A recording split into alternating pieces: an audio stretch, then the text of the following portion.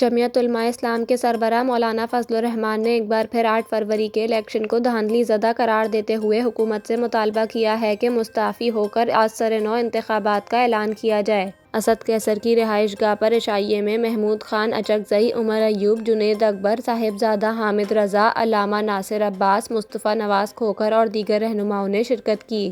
مولانا فضل الرحمان نے P T I رہنما اسد کیسر کی رہائش گاہ پر عشائیے میں شرکت کے بعد میڈیا سے گفتگو کرتے ہوئے کہا کہ چیف الیکشن کمشنر کی آئینی مدت بھی پوری ہوئی، اس پر مشاورت ہونی چاہیے۔